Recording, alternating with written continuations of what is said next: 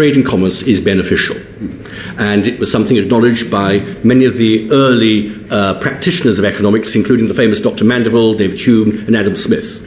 And last year we celebrated the 200th anniversary of the publication of The Principles of Political Economy, David Ricardo's great book, that exposed and set out the argument of comparative advantage. And that is the key to all of this, that providing there's some difference in your relative efficiency, everybody benefits from trade.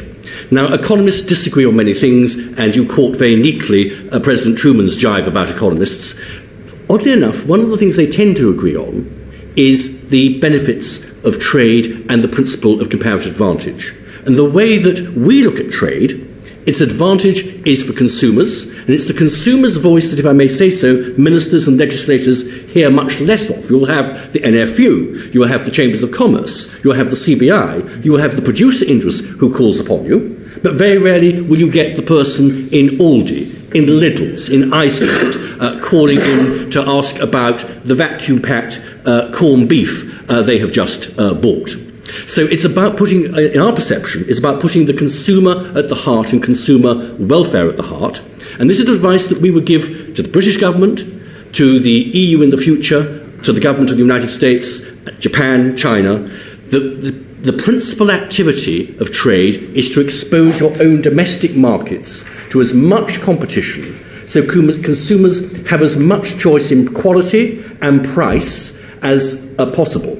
Now, it's very important. What's the risk if only one side does that? If one side opens up their market for consumers and choice, and the other side doesn't and keeps the protectionist side approach, is there a sort of a prisoner's dilemma there, if you like? I think it's a mistake to see trade as some kind of complex aspect of game theory and some kind of mercantilist zero-sum game.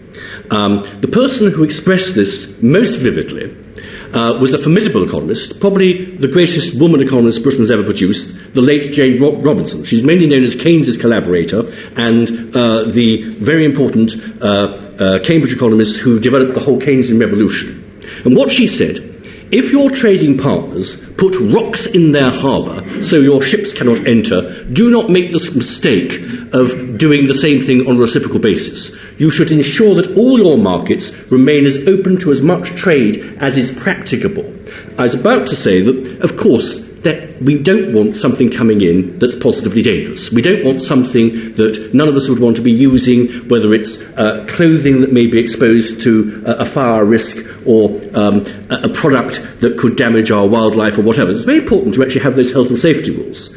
But it's important to base that around science. And I'm sure you'll want to pursue this in some of your other questions. But there is the challenge with the United States on trade will be that the precautionary principle that the EU and the United Kingdom, as part of the EU, has developed isn't entirely consistent with the science-based risk approach that the United States mainly practices. And the key thing is a product safe to use? And would we advise someone, for example, a British person going to the United States with a long list of things not to touch or do because regulation in the United States is defective and you really want to be very careful when you're on holiday there?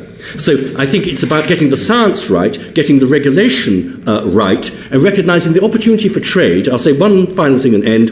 It's not about you going halfway around the world and persuading someone over there to buy something they might not otherwise want to have, but giving your own businesses and your own consumers and your own economic agents the opportunity to have the full range of international specialisation and to maximise competition in your own domestic market.